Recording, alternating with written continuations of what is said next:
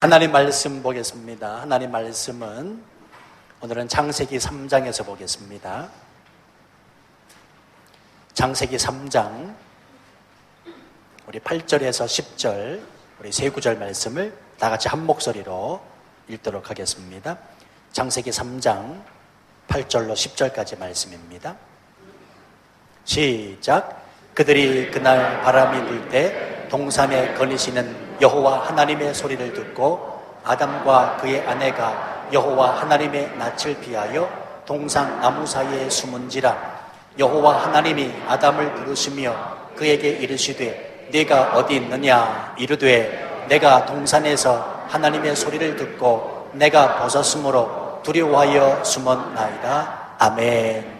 한 번 더 기도하겠습니다. 아버지 하나님, 종의 말씀 들고 섰습니다. 종의 모습은 온전히 감춰주시고 이 시간 하나님께서 종을 통하여 친히 말씀하여 주옵소서. 마음과 귀문을 활짝 열어 하나님 말씀을 아멘으로 듣는 성도들 가운데 은혜되게 도와주시고 이 말씀이 힘되고 용기되고 격려될 뿐만 아니라 순종하게 노라고 다짐할 수 있는 말씀 되게 하여 주옵소서. 시종을 주님 앞에 맡겨드리고 예수님 이름으로 기도하옵나이다. 아멘. 생각해보면 세상이 참 좁은 것 같습니다. 생전 안 볼 것 같은 그 사람도 언젠가는 반드시 만나게 되어 있기 때문에 그렇습니다. 한 번은 어느 주일 아침에 젊은 청년들이 이 교회 예배를 드리러 왔어요. 예배가 마쳐지고 반가운 마음에 제가 그 청년들에게 물었습니다. 어디서 오셨습니까? 그랬더니 서울 어디서 왔다고 이야기하는데 제가 깜짝 놀랐습니다. 왜냐하면 제가 살았던 동네거든요. 이게 아니나 다를까. 그럼 그 동네에서 어느 교회를 다니고 있습니까? 라고 물었더니 제가 학생 시절을 보내고요. 그 교회에서 결혼식을 했었는데 바로 그 교회 청년들이 치앙마이 이 땅까지 오게 된 것입니다. 좀 더 자세히 알고 보니까 제가 그 교회에서 청년부 활동을 하면서 결혼할 때쯤엔 이 청년들은 그 교회 유치부, 유년부 아이들로 있었던 거예요. 놀랍지요? 세월이 지나서 저는 이 땅에서 목회하고 있고 이 청년들이 자라서 자기들끼리 치앙마이로 여행을 왔다가 이 교회로 예배드리러 왔던 것입니다. 여러분, 세상은 이처럼 좁습니다. 제가 또 하나 말씀을 드리면 한국을 잠깐 나가게 됐는데 지하철 안에서 이렇게 어떻게 노선을 이렇게 보고 있는데 어느 분이 목사님하고 부르더라고요. 그게 저는 그 전철 지하철 안에 나 말고 다른 목사님이 타고 있는 줄 알았습니다. 그들이 계속 가깝게 들려요. 저기서부터. 그게 누군가 싶어서 고개를 돌려봤더니 어머나 세상에 제가 가르쳤던 청년 아이가 저를 반갑게 보고 말을 거는 거예요. 세상 참 좁구나라는 생각을 갖게 됐습니다. 사람 많은 그 서울역에서는요, 자녀들을 이 교회학교에 보내시면서 가끔씩 출석하셨던 선교사님 사모님이 또 우연히 만나서 저와 함께 거기서 영화 한 편을 또 찍게 됐습니다. 근데 여러분, 아마도 저뿐만이 아니고 이 중에는 이런 경험이 있는 분들이 꽤 많으실 거라 그렇게 생각합니다. 어떤 분 이야기 들어보면 치앙마이 이 땅에서 10년 만에 그분을 만났다, 또는 20년에 만났다, 또 심지어 얼마 전에는 40년 만에 이곳에서 이 치앙마이 중학교에서 예배드리면서 어느 분을 만났다 하는 이야기도 제가 듣게 됐습니다. 여러분, 세상은 이처럼 넓은 듯하지만 한편 너무나 좁습니다. 그래서 언젠가는 다 만나게 되어 있습니다. 따라서 세상은 숨어 지낼 수 없고요, 피한다고 피할 수가 없습니다. 자, 그렇다면 한번 생각을 한번 해보시지요. 하물며 인생이 하나님을 피하여 살아갈 수 있겠습니까? 그 하나님을 피하여 숨을 수 있는 곳이 있다라고 말할 수 있겠습니까? 이에 대해서 다윗은 이런 고백을 하고 있습니다. 우리 다 같이 한번 시편 139편 1절로 10절까지 좀 길지만 읽어보겠습니다. 시작. 여호와여, 주께서 나를 살펴보셨으므로 나를 아시나이다. 주께서 내가 앉고 일어섬을 아시고 멀리서도 나의 생각을 밝히 아시오며 나의 모든 길과 내가 눕는 것을 살펴보셨으므로 나의 모든 행위를 익히 아시오니 여호와여 내 혀의 말을 알지 못하시는 것이 하나도 없으시니이다. 주께서 나의 앞뒤를 둘러싸시고 내게 안수하셨나이다. 이 지식이 내게 너무 기이하니 높아서 내가 능히 미치지 못한나이다. 내가 주의 영을 떠나 어디로 가며 주의 앞에서 어디로 피하리이까. 내가 하늘에 올라갈지라도 거기 계시며 수월에 내 자리를 펼지라도 거기 계시니이다. 내가 새벽 날개를 치며 바다 끝에 가서 거주할지라도 거기서도 주의 손이 나를 인도하시며 주의 오른손이 나를 붙드시리이다. 무슨 말씀입니까? 하나님께서 안 계신 곳이 없고 모르시는 것이 없고 그래서 하나님을 피할 수 없다라고 이 시편 기자가 고백하고 있는 것입니다. 그래서 여러분 꼭 기억하시길 바랍니다. 하나님 앞에 인간은 숨어 지낼 수 없는 존재요 때문에 숨어 지내는 것이 아니라는 것입니다. 그럼 어떻게 살아가야 되는 것이 정답인가? 하나님 앞에서 하나님이 허락하신 믿음을 가지고 믿음의 당당함을 가지고 살아가는 삶, 그 삶이 그리스도인의 삶이라는 사실을 잊으시면 안 됩니다. 자, 그런데 오늘 본문의 말씀에 보면 아담과 하와는 하나님을 피할 수 있다라고 착각하고 있는 것 같습니다. 자, 한번 보세요. 하나님의 말씀에 불순종하고 사단의 꿰매 빠져 선악과를 따먹은 후에 그들은 오늘 본문 말씀입니다. 여호와 하나님의 낯을 피하여 동산 나무 사이에 숨었습니다. 저는 생각하기를 이때부터 인류의 숨바꼭질 놀이가 시작되지 않았나 싶은데요. 그러나 여러분, 숨바꼭질 놀이는 재미있기는 하지요. 지금 이 에덴 동산의 숨바꼭질은 비참한 인생의 숨바꼭질입니다. 왜냐하면 하나님을 대상으로 하여 인간이 숨바꼭질을 하고 있기 때문에 그렇습니다. 인간에게 죄가 들어오기 전에 하나님과의 만남은 감격 그 자체였고 기쁨이었습니다. 하나님이라는 그 말만 들어도 가슴이 울렁일 정도로 아담과 하와는 너무너무 좋았을 것입니다. 자, 그도 그럴 것이 피조물인 인간이 창조주 하나님을 아련한다는 그 자체가 얼마나 귀하고 기쁜 일이고 또 감격스러운 일이란 말이에요. 그래서 우리 찬송가 85장에 보면 이런 찬송시가 있지 않아요? 구주를 생각만 해도 이렇게 좋거든. 주 얼굴 배울 때에야 얼마나 좋으랴. 주님 얼굴 뵙는다는 것, 그게 얼마나 기분 좋은 일이겠어요. 자, 그런데 아담과 하와가 선악과를 따먹는 순간에 단순히 선악과를 따먹은 것이 문제가 아니지요. 하나님 말씀에 대한 그 불순종의 죄를 범하는 순간부터 모든 것이 변하고 말았습니다. 갑자기 인간에게 하나님이라고 하는 존재는 부담이 되었고요. 그래서 하나님을 피하기 시작했고 급기야 하나님의 낯을 피하여 지금 동산 나무 사이에 숨어버리고 만 것입니다.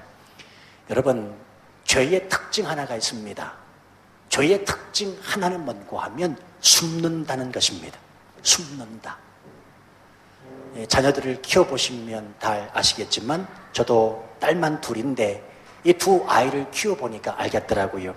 이 첫째하고 둘째 아이하고는 좀 성격이 좀 다릅니다.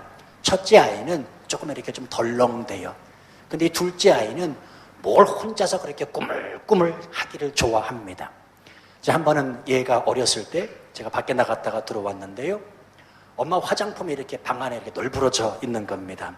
근데 애는 못 찾겠어요. 어디 숨은 모양이에요. 그러다가 구석에 숨어있는 애를 발견했는데 엄마 화장품을 덕지덕지 얼굴에 잔뜩 바르고는 잘못했다 생각이 들었는지 숨어서 울고 있는 겁니다. 끙끙하고 울고 있어요.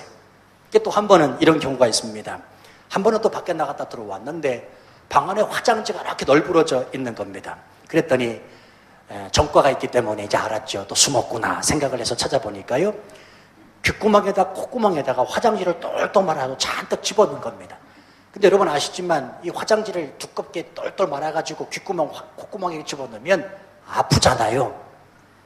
근데 자기가 잘못됐다는 사실을 알기 때문에 끙끙 혼자서 또 울고 있는 겁니다. 그게 어떻게 해요? 그래서 그 아이를 눕혀놓고 제가 핀셋으로 바로 수술에 들어가가지고 그 콧구멍에 있는, 귓구멍에 있는 걸 빼줬습니다. 자, 여러분, 죄가 없으면 인간은 하나님을 부인하거나 거부하지 않습니다. 하나님으로부터 도망가지 않는다는 것입니다. 인생이 하나님을 떠나 도망하고 거부하는 이유가 무엇인 줄 아십니까? 바로 죄와 어둠의 그 인생 안에 자리 잡고 있기 때문에 그렇습니다. 한국 뉴스를 들어보면 사건, 사고가 연일 끊이질 않는데요. 보십시오. 범죄를 저지른 사람이 자수를 하는 경우는 거의 드뭅니다. 제일 먼저 범죄를 저지른 사람이 생각하는 건 도망가야지 합니다. 잡힐 것을 알면서도 일단 숨어보자, 그런 생각을 한다는 것입니다. 성도 여러분, 생각해 보십시오.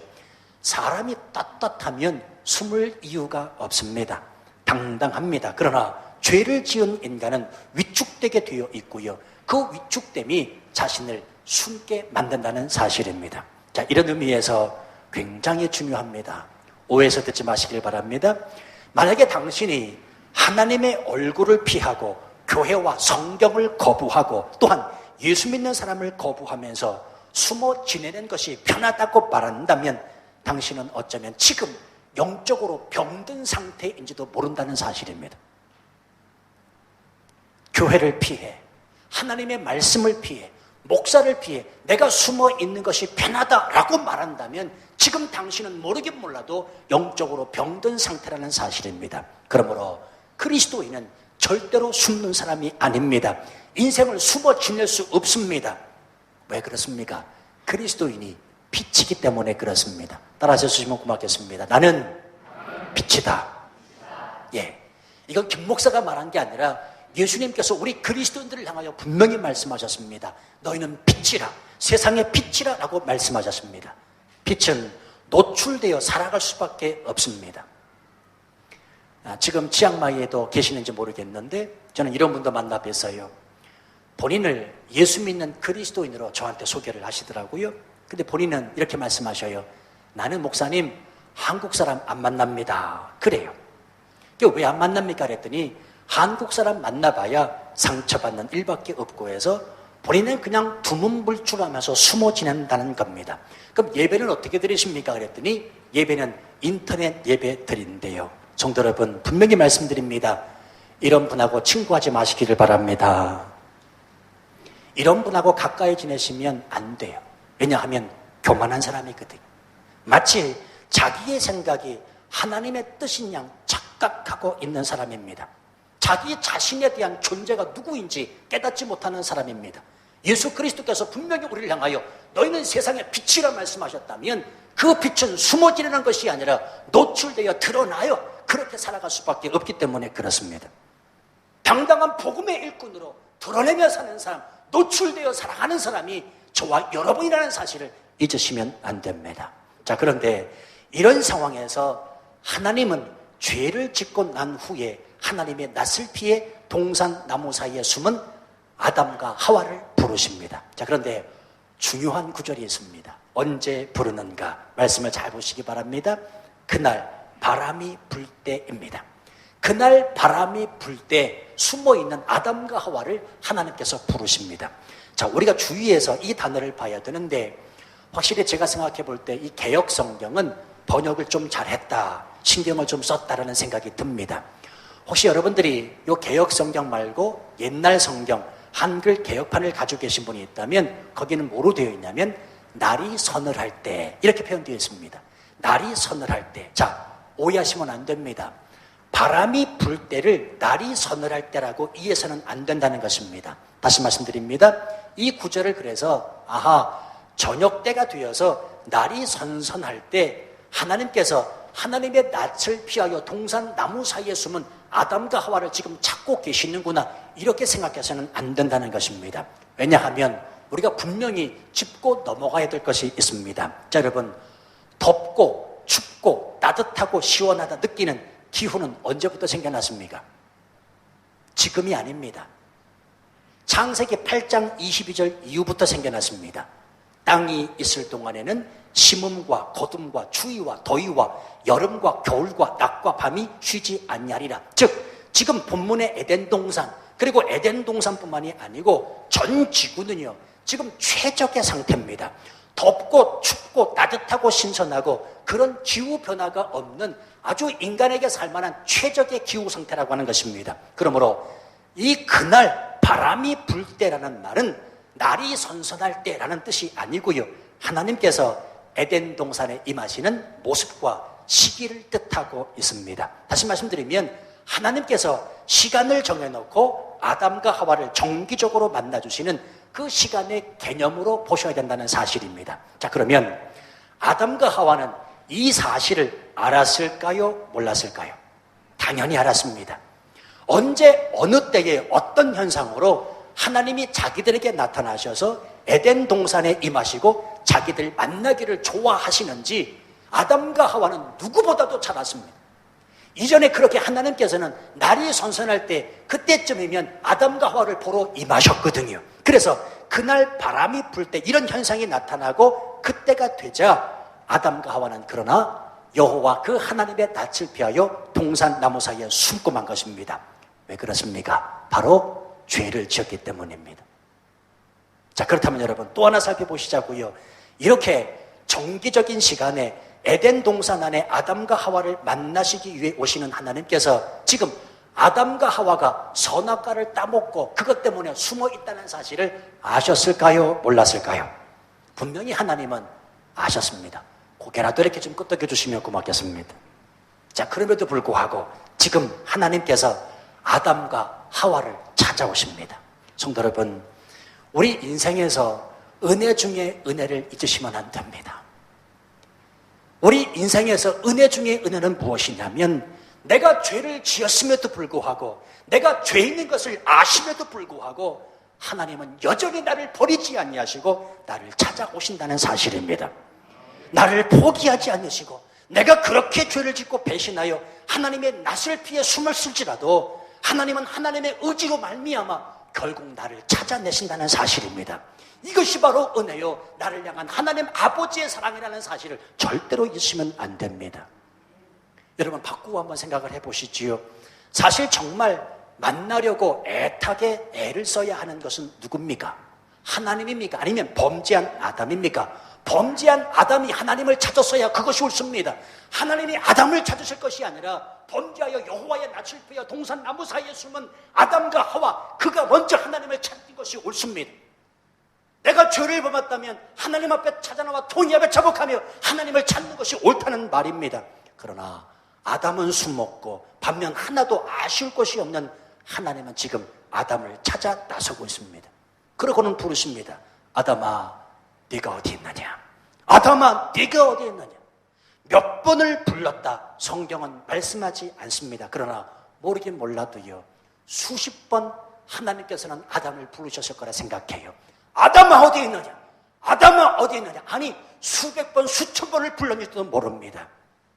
언제까지 하나님이 불러주셨을까요?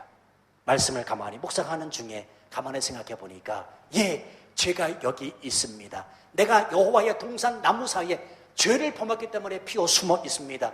아담이 반응할 때까지 하나님은 아담의 이름을 계속 불러주실 것 같아요. 제가 목사 안수를 2002년 11월에 받았습니다. 제 나이 35살 때인데요. 목사 안수를 다 받으면서 제가 처음 드는 생각이 뭐였냐면, 참 하나님은 이렇게도 집요하시는구나, 이렇게도 집요하신 분이 하나님이시구나 라는 것을 깨닫게 됐습니다.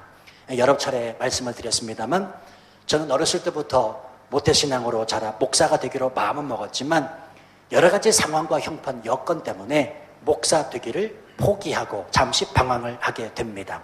그러면서 목사 되면 뭐하나, 목사 안 하고 오랫동안 꿈꿔왔던 내가 정치가가 좀 되고 싶다, 정치에 대한 뜻을 품고 재수도 좀 했고요.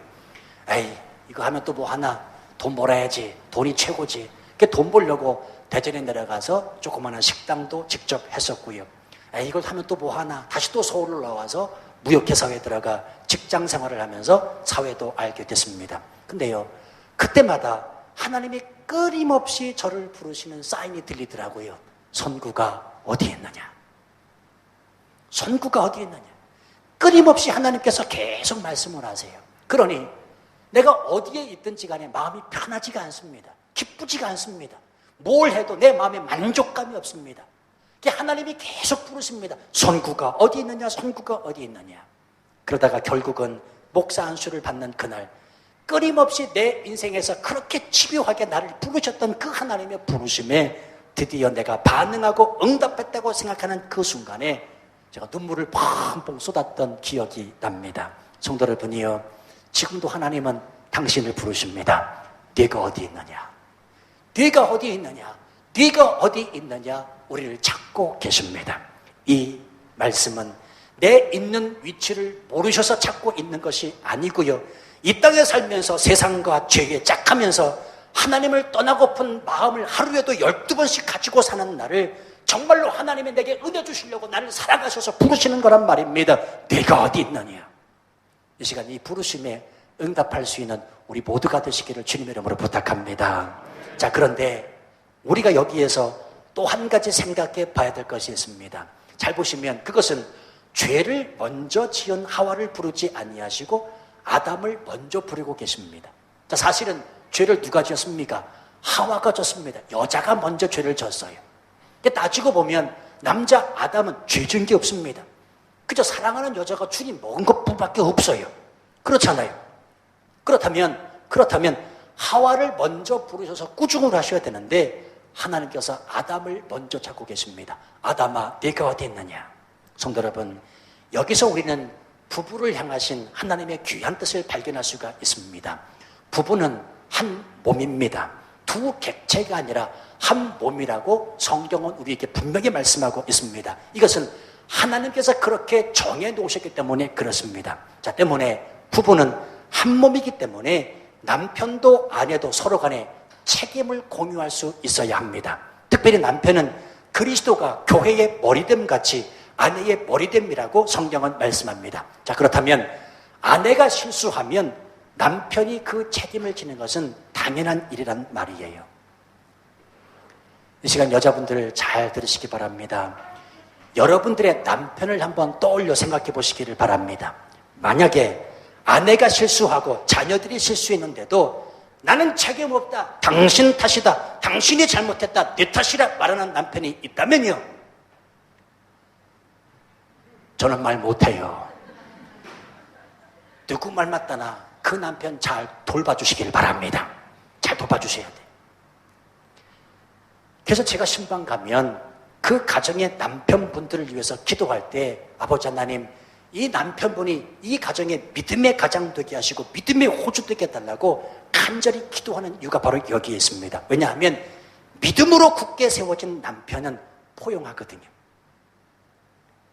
믿음이 있는 남편은 수용하고 용납하는 남편이어야 합니다.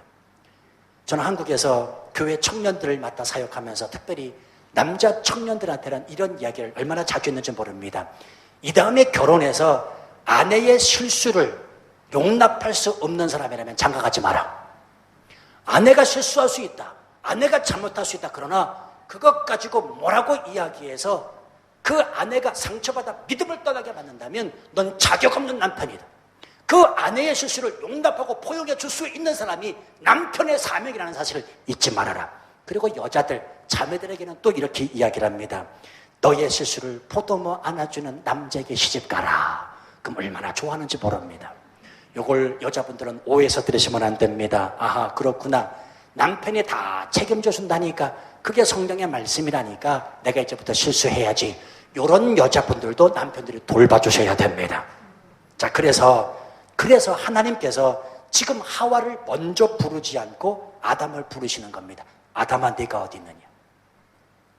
그래서 아담을 먼저 부르시는 우리 남편들과 아내들은 잘 새겨 들으셔야 돼요.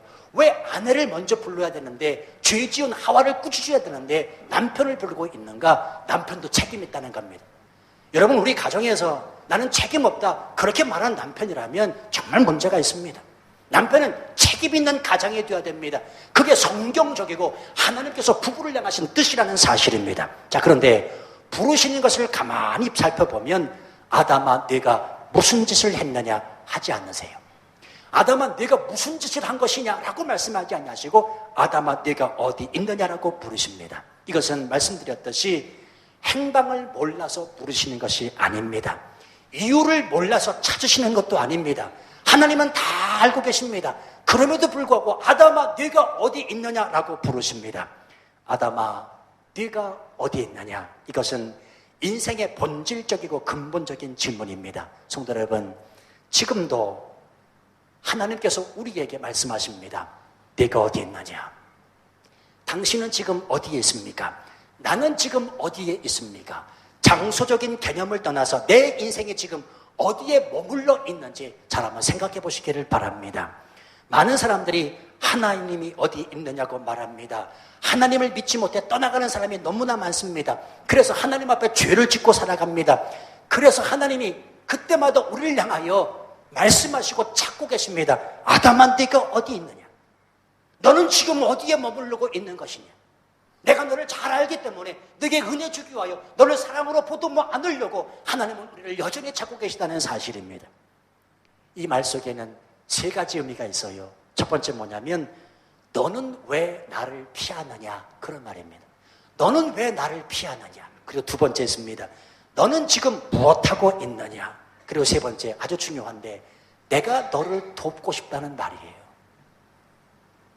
아담아 내가 지금 어디 있느냐? 이 말씀은 내가 너를 지금 돕고 싶다. 그래서 만나자라고 하는 하나님의 말씀이라는 것입니다. 일이 이 지경까지 되었으니 내가 너를 돕고 싶다. 내가 너를 도와주마라고 하는 말뜻이 이 속에 들어가 있다는 사실입니다. 자, 그런데 인간의 반응을 한번 보시기를 바랍니다. 10절 말씀 보시면 아담이 어떻게 반응하고 있습니까? 이르되 내가 동산에서 하나님의 소리를 듣고 하나님의 소리를 들었습니다. 내가 벗었으므로 두려워하여 숨었나이다. 성도 여러분, 여기서 우리가 유념해 보아야 될 단어가 뭐냐면 두려움이라고 하는 단어입니다. 왜냐하면 하나님 앞에 불순종의 죄를 범한 인간에게 제일 먼저 찾아오는 감정의 상태가 뭐냐면 두려움이거든요.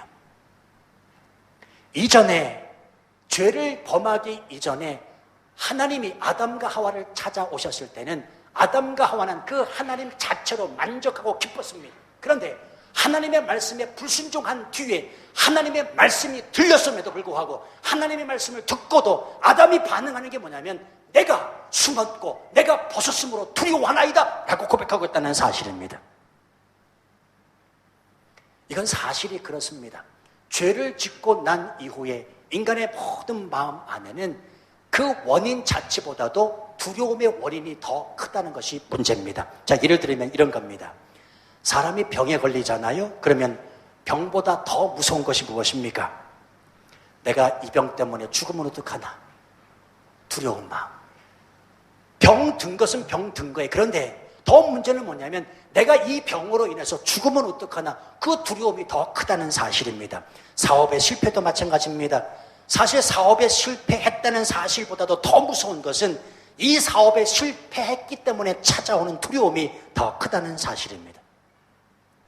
엊그제 뉴스를 들어서 아시겠지만 한국의 아주 모기업, 대기업이죠. 검찰 수사가 이렇게 접혀오니까 그 모기업, 대기업의 부회장님이 자살해 죽었습니다. 여러분, 대기업 부회장으로 얼마나 많은 것을 누렸을까요? 근데 그가 왜 죽었을까요? 다른 게 아니죠. 두려움 때문입니다. 두려운 마음. 그 두려운 마음이 결국은 자기 스스로 목숨을 끊겠다는 사실입니다. 성도 여러분, 두려움과 공포는 삶을 지옥으로 만듭니다. 지금 아담이 있는 곳은 천국 같은 에덴 동산이었지만 지금 아담에게 에덴 동산은 지옥이 됐습니다. 왜요? 그의 마음 안에 죄로 말미암아 찾아왔던 감정의 상태, 두려움의 상태가 있었기 때문에 그렇습니다. 그래서 믿음의 반대말이 뭐라고요? 믿음의 반대말, 안 믿음이 아니라 믿음의 반대말은 두려움입니다. 성도 여러분, 그리스도인은 잠시 두려워할 수 있습니다. 그러나 그 두려움 때문에 믿음을 희석돼서는 안 됩니다. 그 두려움 때문에 믿음을 잃어서는 안 됩니다. 왜 그렇습니까? 예수님 말씀하셨거든요. 담대하라. 내가 세상을 이기겠다. 담대하라. 너희가 두려워할 것이 아니요. 이제로부터는 담대하라. 내가 세상을 이기겠다. 그 담대함은 믿음에서 오는 용기이기 때문에 그렇습니다. 그러나 아담은 지금 하나님이 찾아오셨음에도 불구하고 여전히 두려워하고 있습니다. 이유는 무엇이라고요? 이유는 죄를 지었고 그 죄에 대해서 고백하지 않았기 때문에 그렇습니다. 모르겠어요. 저는 이 말씀 이렇게 묵상하면서 아담이 조금 더 한 발자국 정말 좀 하나님 앞에 나갔었으면 어땠을까? 내가 두려워하여 숨었나이다. 하나님, 그래서 내가 잘못했어요 라고 말했다면, 내가 이런 죄를 저질렀어요, 하나님 잘못했습니다, 정말 내가 잘못한 거예요, 하나님이 이렇게 은혜를 주셔서 에덴 동산 안에 살게 하셨고 내게 여자까지 주셨는데 내가 이 모양 이꼴로 하나님의 말씀에 불순종하여 죄를 지었네요, 내가 정말로 잘못했습니다 라고 말했다면 인류의 역사는 달라지지 않았을까? 거기까지 생각이 됐습니다. 여러분 기억하십시오. 예수 그리스도 그 예수 그리스도 빛 가운데로 당당히 나아가는 자는 어둠에서 해방되어 담대함을 얻지만, 예수 그리스도 그 빛 가운데 나가서도 여전히 웅크리고 등을 돌리는 사람은 여전히 두려움에 사로잡혀 있을 수밖에 없다는 사실입니다. 그러므로 잊지 마세요. 교회에 나와 앉아 있다고 모두가 예수 그리스도 그 빛 안에 존재하는 사람은 아닙니다. 왜요? 죄를 고백하지 않고 웅크리고 감싸고 있는 그 사람의 자리는 여전히 어둠의 자리이기 때문에 그렇습니다. 그래서 죄가 아니라 그 죄를 회개하지 않는 게 나쁜 겁니다. 하나님 앞에 찾아나와 통회하면서 자복할 수 없는 그 마음의 애통함을 우리가 그래서 가져야 됩니다. 그래서 신앙생활을 수년 수십 년을 했음에도 불구하고 마음속에 있는 두려움 하나 떨쳐버리지 못하고 교회만 왔다 갔다 하는 교회 출석자들이 오늘날 얼마나 많은지 모릅니다. 성도 여러분이요, 여러분은 절대로 교회 출석자 되시기 많게 되기를 바랍니다. 교회 출석자 되면 안 돼요. 교회 출석자로 만족하시면 안 됩니다. 1년 360일 52주를 한 번도 빠지지 않는 것에 대하여 내가 만족하는 그런 그리스도인 되면 안 된다는 말입니다. 하나님의 말씀에 하나님의 뜻이 어디에 있는지 분명히 깨닫고 하나님의 그 말씀 앞에 엎드려 꿇어 엎드려 회개하고 통회하며 내 죄를 하나님 앞에 고백하는 것, 그게 참다운 그리스도인의 삶이라는 사실입니다. 사랑하는 성도 여러분, 하나님의 낯을 피해 숨을 수 있는 인생은 아무도 없습니다. 오늘 하나님께서 우리를 부르십니다. 우리의 마음을 그리고 아십니다. 우리를 부르실 하등의 이유가 없음에도 우리를 사랑하셔서 그분이 우리를 먼저 부르신다는 사실입니다. 아담아, 네가 어디 있느냐? 선구가 네가 어디 있느냐? 여러분의 이름을 넣어서 속으로 한번 불러보세요. 누구야? 네가 어디 있느냐? 이 부르심에 당당하게 반응하고 응답할 수 있는 우리 모두가 돼야 됩니다. 그것은 내 죄를 하나님 앞에 회개하는 것입니다. 하나님의 긍휼하심과 그 사랑에 호소하는 것입니다. 예수 그리스도의 십자가 사랑에 나 자신을 복종시키는 것입니다. 그냥 유야무야 이렇게 흘러가서는 안 됩니다. 하나님은 살아계십니다.